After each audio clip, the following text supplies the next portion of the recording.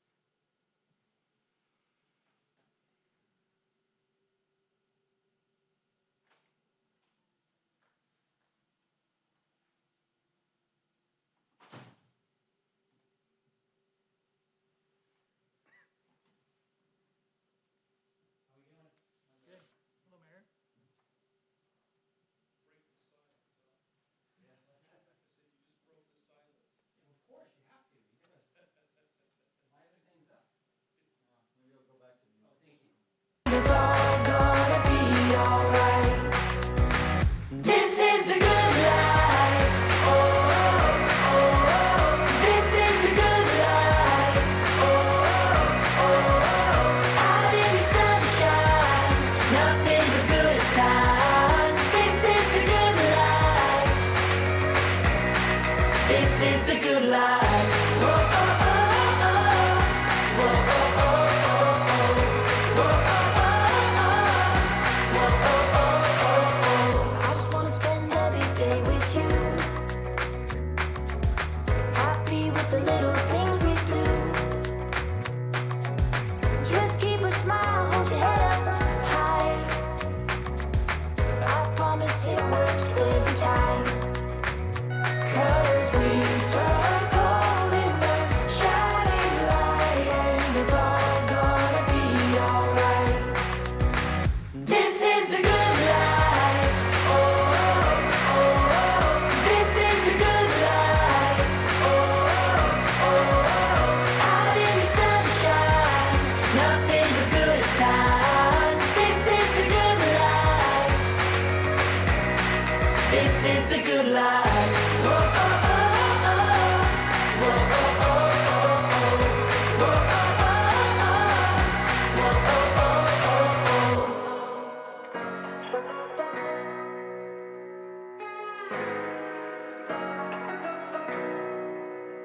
Cause we struck gold in the shining light, and it's all gonna be alright. This is the good life. Oh, oh, oh. This is the good life. Oh, oh, oh. Out in the sunshine, nothing but good times. This is the good life. This is the good life. Whoa, oh, oh, oh. Whoa, oh, oh, oh. Whoa, oh, oh, oh. Whoa, oh, oh, oh. Whoa, oh, oh, oh. Whoa, oh, oh, oh. Whoa, oh, oh, oh. Whoa, oh, oh, oh.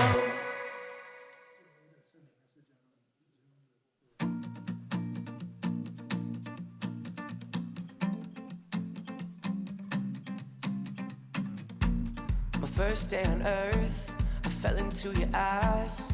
Look at how our galaxies collide. Every color of the spectrum, every star up in the sky. The planets align for you, and I've known you since the dawn of time. With twin flames burning bright, and I can't believe that I finally found you. 'Cause nothing is better than you and I together. I just wanna stay until the morning sun. Lay here forever, you and I together. I just wanna stay until the morning sun. I just wanna stay until the morning sun. I just wanna stay until the morning sun. My first day on Earth, you sang me a tune. Forever won't be long enough with you, and I'll never let you go. I'll never say goodbye. Together for eternity. Oh, I've loved you since the dawn of time. With twin flames burning bright, and I can't believe that I finally found you. 'Cause nothing is better than you and I together. I just wanna stay until the morning sun. Lay here forever, you and I together. I just wanna stay until the morning sun. I just wanna stay until the morning sun.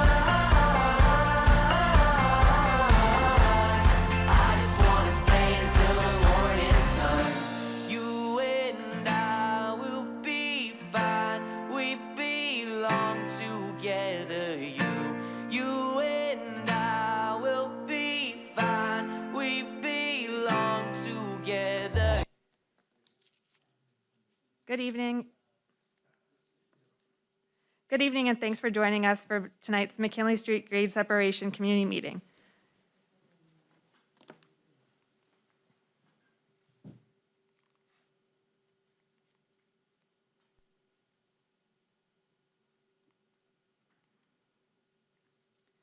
If you're joining us virtually and would like to listen to the meeting in Spanish, please click the interpretation button on the bottom of your screen.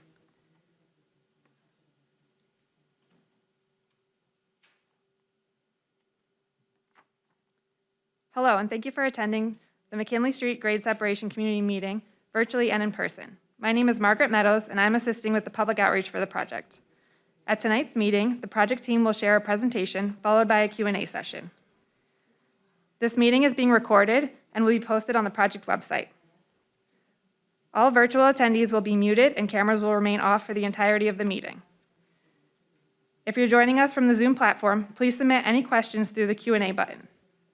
If you're joining us in person, we have a questions card that you can fill out up at the table in the back, and you can return it to staff with these name tags. During the Q&A session, we will try our best to answer as many questions as possible. We will now begin the meeting, and I'd like to turn it over to Savat Kampu, the City of Corona's Public Works Director and City Engineer.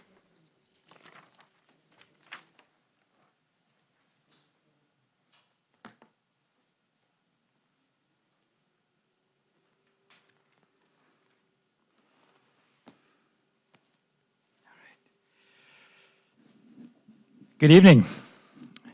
My name is Savat Kampu, and I am the City's Public Works Director and City Engineer. Along with me, I have Josh Cosper, our Program Manager from Mark Thomas, and the City's Project Management Consultant. Tonight, we are making about a 20-minute presentation giving you an overview of the project, major project updates after the May 2021 public meeting, upcoming early construction activities. Then we will wrap up with what to expect during construction, including the recommended detour plans, access during construction, and a snapshot of the city's public outreach plans during construction. At the end of the presentation, we look forward to being able to answer some of your questions. So this is the project configuration in the after condition. McKinley Street will be a 4-lane facility, 2 in each direction. Magnolia Avenue is on the left side of the slide, the 91 freeway on the right side, with Sampson Avenue down the center. A new steel network arch bridge structure will be constructed to cross the existing rail and between Sampson Avenue and Magnolia Avenue. As a result, there will no longer be direct access from McKinley Street to Sampson Avenue. However, there are 2 access points that connect both roads. Traffic along Sampson Avenue will have access to north and southbound McKinley lanes through the loop road east of McKinley Street and north of Sampson Avenue. Likewise, northbound traffic along McKinley Street will access Sampson Avenue through a right turn onto the loop road. Southbound McKinley Street traffic can access Sampson Avenue through the side ramp north of Sampson Avenue and west of McKinley Street. Overall, this configuration will significantly improve daily circulation, provide more efficient access for emergency vehicles, and increase driver safety.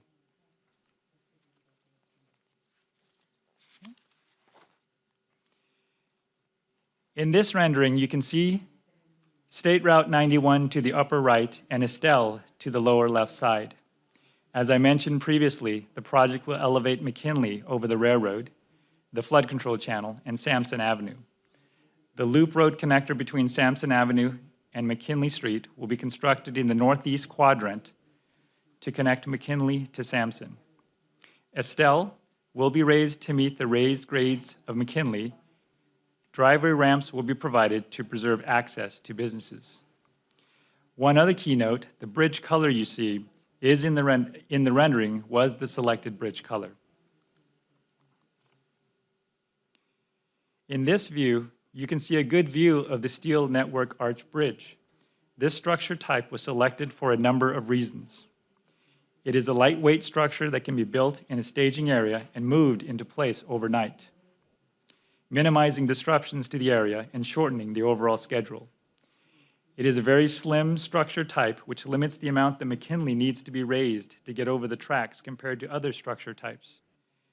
This assists in preserving access and visibility for the local businesses. This bridge will be the first of its kind in California, but has been constructed in other states with increasing frequency. A few examples are Lake Champlain Bridge on the New York-Vermont border, Kentucky Lake Bridges, and 6th Avenue Bridge in Denver. Retaining walls will be located along the corridor, and this is a good view of the dot pattern of the wall panels chosen from the November 2020 public outreach public vote. Vehicles heading from Sampson back to McKinley Street will use the loop road. So to summarize the connectivity between McKinley and Sampson, if you're heading southbound on McKinley or coming off of the 91, eastbound 91, you will use the side ramp to access Sampson. If you're heading northbound on McKinley, you would use the loop road to access Sampson. If you're on Sampson and traveling back to McKinley northbound or southbound, you would use the loop road. This is another good view of the loop road between McKinley and Sampson at the top of your screen.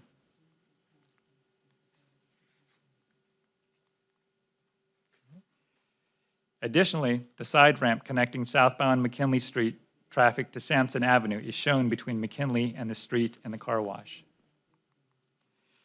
Along with the 4 travel lanes and a raised median, the bridge will also accommodate cyclists in the shoulders. Sidewalk is provided on the east side, the left side of the screen, and is separated from the vehicular travel lanes by barriers and the arch ribs, improving safety along the corridor. The steel components of the bridge, primarily the arch ribs and the bracing between them, are prominent. So I'd like to turn it over to Josh Cosper with Mark Thomas to talk about the project updates and early construction activities.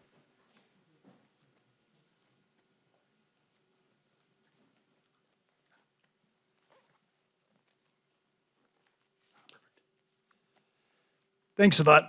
As recently presented to the City Council last month, the overall project costs, including environmental, utilities, design, real estate, construction, and staff and management time, is estimated to be between $125 to $130 million.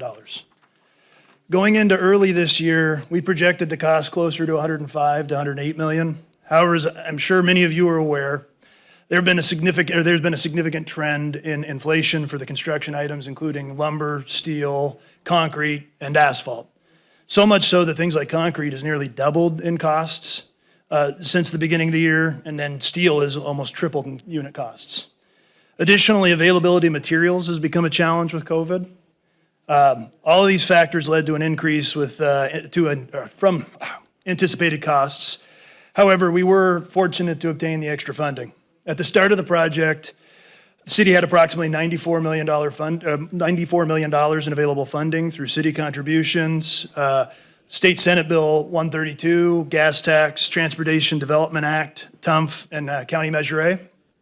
Since the 1st of January, with great thanks to the CTC, support from Caltrans, the city also secured another $18 million from available state funds, such as the Trade Corridor Enhancement Program, the Highway Railroad Crossing Safety Account Program, and then the CPUC, or the California Public Utilities Commission Program, Section 190 for grade separations. The city obligated local funds to help with the additional costs, and RCTC made up the rest of the projected deficit with Measure A Regional Arterial. Overall, the city has approximately $129 million in funding for the project. Oh, I guess that would have helped if I had that slide. So we've secured approvals from the permitting agencies in the project limits, most notably Caltrans back in September, Riverside County back in February, Riverside County Flood Control within the channel back in July, and the City of Riverside for some temporary traffic signal work near Buchanan recently. Additionally, we've secured approvals both from BNSF Railroad and the CPUC CPUC in June for the Railroad Construction and Maintenance Agreement and the CPUC General Order 88B. Lastly, all the utilities have wrapped up their relocation design efforts. I'm going to provide an update here who's currently out there relocating right now, shortly. So from a procurement standpoint, over the last year, the city secured Falcon Engineering Services for construction management and inspection services through public bid. They were the highest rated consultant out of six, and they've been working with the city for the last 6 months or so on ideas for cost savings and other solutions to help implement into the project. We also procured J&G Industries for the demolition of Denny's and Outback buildings. All the demolition services were completed back in July. Lastly, with the highly specialized steel bridge structure, we pre-qualified 12 contractors earlier in the year, including steel fabrication and erection subcontracting firms. And after a 2-month bid process, we awarded a contract to Walsh Construction Company 2, LLC in November, who's a highly qualified, large-scale firm, done many of these projects throughout the U.S., so we're excited to have them on board. They're currently mobilizing right now, and we just recently held a kickoff meeting with them last week. With regards to the early construction activities, I'll start with the major utility relocations, then talk a little bit about the construction staging throughout the actual bridge construction itself.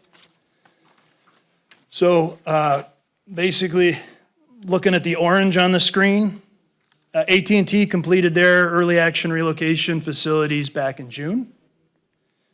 Southern California Gas Company, who's shown in yellow, they're out there currently right now. They anticipate to be complete in December this year. Riverside Public Utilities has started construction in, looks like I get that, just move that. Riverside Public Utilities started construction in November and should have their water facilities in blue relocated in March. And then lastly, Southern California Edison, they're starting to mobilize now. We would expect them to complete sometime in March as well. Services to all the surrounding properties should generally be maintained. However, each of the utilities will provide any kind of advance notice to adjacent owners for any kind of temporary outages to switch their services over to the new facilities. Now let's talk a little bit about the actual construction impacts and the detour plan during construction. So basically, you're looking at a map that you can see with the 15 off to the left, the 91 in the center, and basically down the middle where you see the numbers, 1 through 7 is where McKinley is. Due to the construction along McKinley Street, we'll be encouraging the public to use the following routes during construction. So if you're west of McKinley, vehicles coming from or heading to the SR 91 west of McKinley Street should connect to the Interstate 15 and use Magnolia Avenue interchange. Local and regional traffic west of McKinley should also use Magnolia Avenue. North of the 91, vehicles should use Promenade Avenue and Magnolia Avenue to access McKinley Street south of the 91 freeway. East of McKinley, vehicles heading from or coming from or heading to the SR 91 east of McKinley Street should use Magnolia Avenue interchange on the SR 91 freeway. And the local and regional traffic east of McKinley should also use Magnolia Avenue. We have looked at all the major intersections, as you can see, circled and numbered in the exhibit to make sure they can accommodate the increase in traffic. Some will have improvements that will incorporate throughout construction to increase operations as part of the project. So let's talk a little bit about how the project's going to be built. Caveat, that's still a little bit of a work in progress as we're working with the contractor to get on board. But this is generally their approach that we've talked about. So let's see here. In the first phase,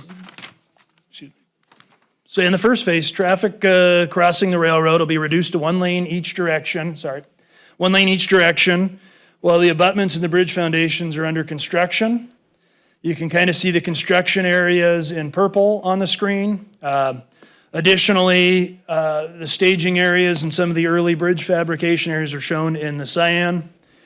And that basically the one lane each direction will start just north of Magnolia Street and carry on through just beyond the 91.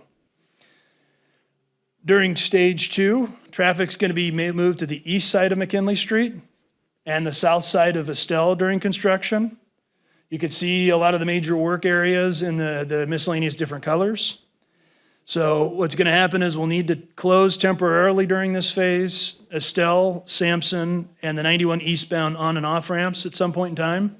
It's going to be what's called a long weekend closure, like a Friday evening through a Sunday afternoon. We should note that none of these intersections will be closed simultaneously. They'd all be done sequentially throughout construction as the construction needs to occur. Additionally, I'm sure many of you are aware with the I-15 express lanes, they'll have construction on and off going. So we've actually been meeting with them to make sure our closures aren't impacting their closures and vice versa. So we have weekly meetings with them to make sure our traffic management plans are in sync with one another. During this phase in particular, we're going to build much of the walls, roadway, bridge improvements on the west side of McKinley Street. In stage 3, traffic's going to be moved to the west side of McKinley to the new proposed elevations and the new bridge structures that's dropped into place. Additionally, along Estelle, it'll be moved to the north side of the road, or the right side that you see on the screen there. Some of the commercial driveway entrances will require reconstruction and wall improvements during this phase, and the Loop Road intersection to McKinley will also be constructed. The remaining walls and roadway improvement will be constructed on the east side of McKinley during this stage.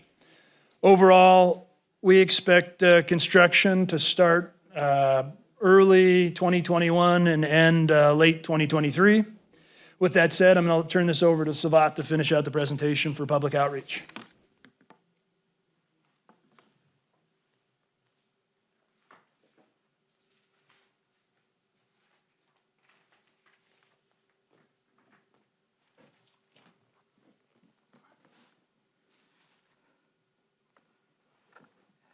Thank you, Josh. Many of you probably attended the last couple of events, but as a reminder,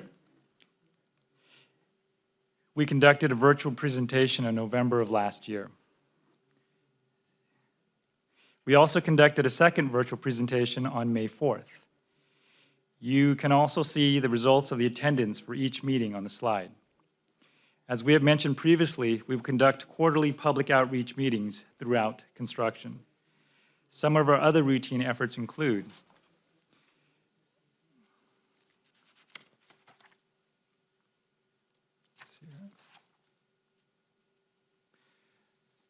sending out public broadcasts and outreach notices through email and the city's social media on a bi-monthly basis, updating the look-aheads and the achievements. A project hotline established. It's active currently, and the phone number is shown on the slide. A project email is also currently active, and the email is also shown on the slide. An interactive web-based map showing anticipated traffic detours and lane closures will be posted on the city's website and included in the broadcast starting in early January. Lastly, we will have a routine aerial drone, time-lapse, and other photography throughout the construction of the project to share with the public. With that said, I will open up to any questions you may have.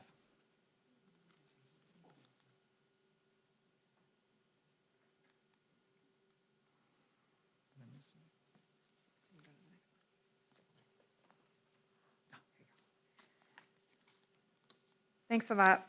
We will now transition into the Q&A portion of the meeting. For those of you on the Zoom platform, please submit your questions through the Q&A button. We will not be taking any verbal questions. If you're joining us in the room, we have question cards for you to fill out and turn into our staff. They're coming around to pass them out and collect them.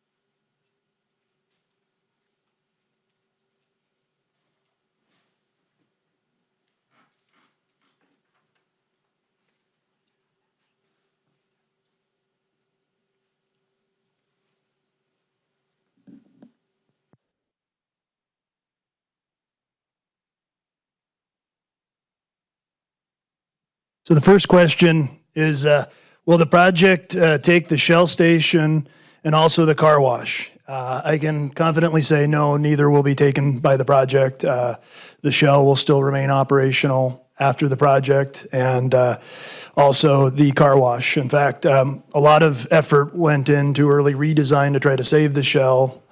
We pulled that loop road in that Savat talked about quite a bit and spent quite a bit of early design time playing with that to try to minimize any kind of tremendous business impacts to the shell in particular, as well as the Carl's Jr. And then here recently, we actually just settled with the car wash. It was one of the more exciting recent settlements that we had. So both will remain in operation after the project and during construction.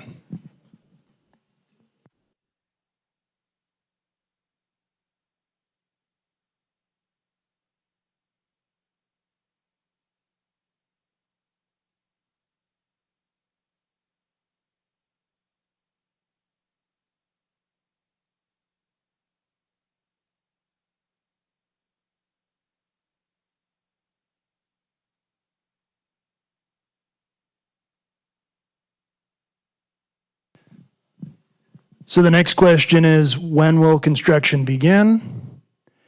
And so I think I'd answered this in the actual presentation itself. The construction we expect to start early 2021 and complete 2023. And then why was this not stated in the mid-November per newsletter? I'd have to look into that. I'm not sure off the top of my head. I do know that this is what we presented to City Council in November as well. So I'd have to look into the newsletter.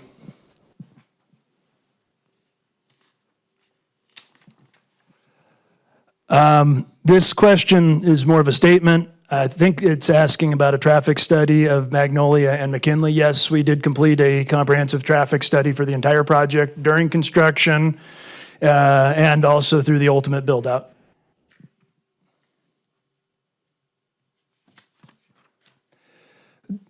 This question is, do we have an ETA for the different phases? So this is where the moving parts that I was talking about is, but kind of a higher level. The first phase that I talked about is more or less going to be approximately 6 months, starting early next year.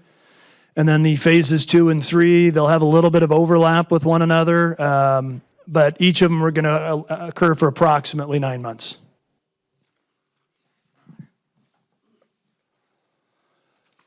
Okay. So this is two different questions, but very similar, so I'm going to ask them both at the same time. Will Estelle be closed to traffic at any time? And then additionally, is Estelle going to be a dead end? So no, Estelle will not be a dead end. It'll actually be open and through and have the similar connection and the ability to take right, left turns onto McKinley and go through to the shopping center after construction. Even quite a bit through construction, will have to be access to get onto McKinley Street. As I did say in the interview, though, we anticipate having a 55-hour closure or a long weekend closure during some of the heavy-duty fill operations for the Estelle intersection. So there will be a period of time where we expect at least the Estelle intersection to be closed to the public during construction.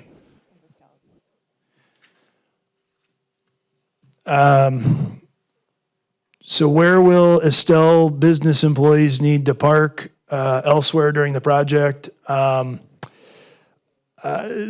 the construction is, it shouldn't, I don't normally see parking out in the street there. And so Estelle further to the west will be completely open to the public. It really is just the frontage of the Ewing properties that will have the major construction. So assuming further to the west, construction and parking should be accessible as existing during construction.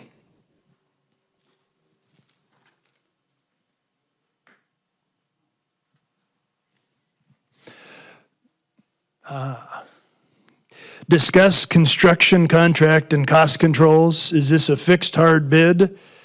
How are materials and cost overruns and change orders handled? Well, so that's a good question. We brought on Falcon Engineering Services to primarily police this. in particular for construction. But the way the contract's set up is we have bid items as a normal public works bid that the contractors bid on. And if each of them have unit costs, and the ones that are more like lump sum items as opposed to like eaches or lineal feet or something measurable, we ask for schedules of values. And we're actually working with the contractor right now, so it's very easy to at least police that. We had also had a probably 400-page specification document with very clear specifications that itemized what's in each of these bid items. And so at least from a basis of trying to keep the contractor in check, that's the starting point. But most notably, one of the things that is important with construction is it starts going sideways when two things happen. One, unforeseen issues happen, which we've spent a great deal of effort investigating, things like utilities, getting utilities out of the way, getting right-of-way, underground investigations, more so than normally, because once the contractor started, we wanted to keep them going. But additionally, the second that is also challenging is when things keep the contractor from moving continuously. And so we have almost daily meetings with the contractor where we're looking 3 weeks to 6 months ahead. And we want to make sure if there is something that does come up, because you can't catch everything, we're getting them into working elsewhere so they can keep the project going, so we're not having delay costs or other issues or overruns because we have a hard stop. Usually when you can keep them going and you've kind of minimized the unforeseen, it's a little easy to box them in. And so that's really how the cost controls are going to keep them in check.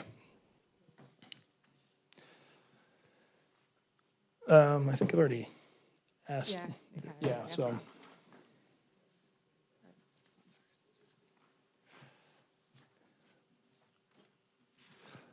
What will be the access to the senior center on McKinley? That's a good question. So, with the grade separation, we actually had to sever the existing driveway access that's out there now. But what we did is we worked with securing some ingress and egress easements through the shopping center, and we're working with the owner of the adult daycare center or senior center that basically will help notify future bus routes and transportation routes there to know the new facility of going through the shopping center and exiting out the back of the new furniture store behind it. There's like an alley behind it. And so we've been working with the property owner on that, and we'll be continuing to work with them to at least help transition to the new access in the after condition. But it'll primarily be, the entrance will be through the Estelle intersection at the shopping center. The exit will be through the drive aisle behind the furniture store in the after condition.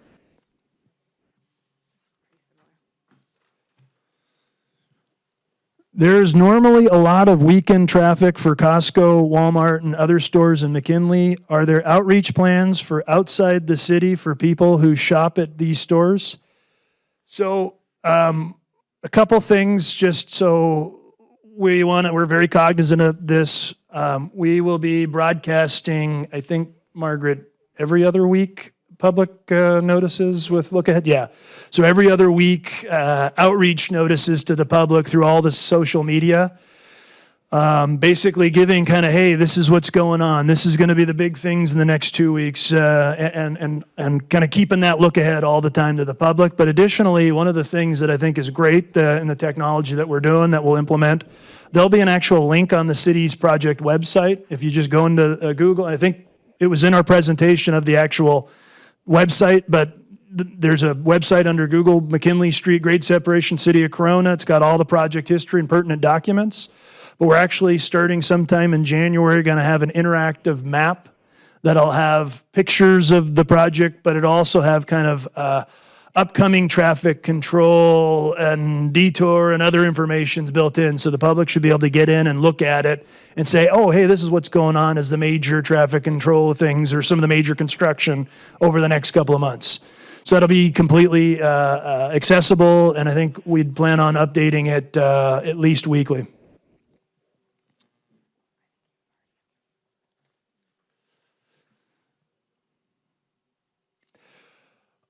So I live off of McKinley and Promenade. What traffic control will be done around McKinley Street during construction, and how long will the project last? Well, I talk about that in more detail in the actual presentation itself, but notably, the big thing is along McKinley, it'll be one lane each direction for the majority of the construction. The construction period will last for about 2 years, starting early 2022, ending late 2023.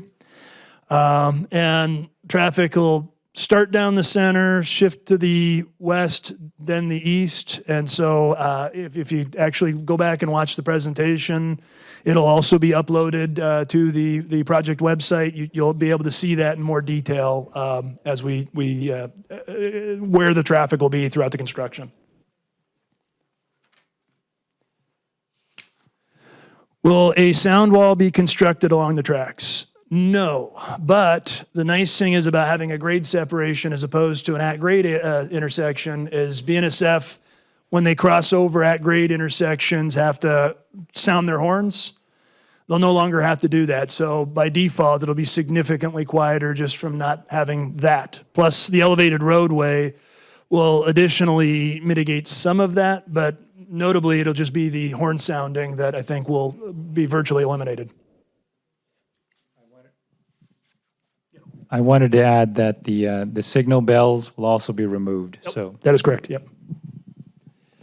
Have you settled with all the property owners? If not, how will that affect the budget? That's a good question. So we've settled with approximately half the property owners. We do have possession for all of the right-of-way interests we need. We are actively working with as many as we can to try to reach solutions. But with regards to the budget, we put a very, very conservative right-of-way budget in that kind of has some worst-case scenarios and contingencies in. And additionally, a lot of this is based on seeing both sets of appraisals now for the ones we haven't set, the owner's appraisals and ours. So we have a pretty good idea of where the range is going to be. So we feel like the budget for right-of-way still should be pretty sound.